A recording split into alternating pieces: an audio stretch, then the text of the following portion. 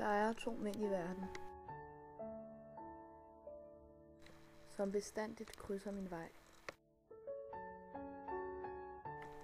Den ene er ham, jeg elsker. Den anden elsker mig.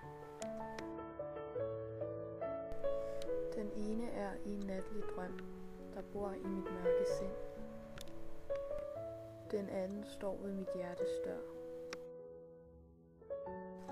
Jeg lukker ham aldrig ind.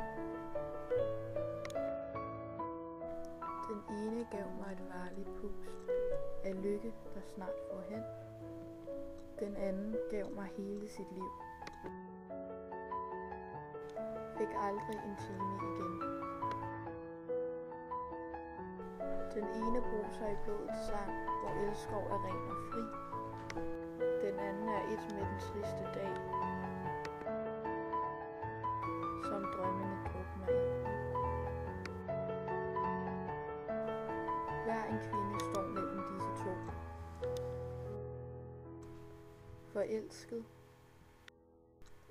elsket og ren. En gang hvert 100 år kan det ske, at de smelter sammen til en.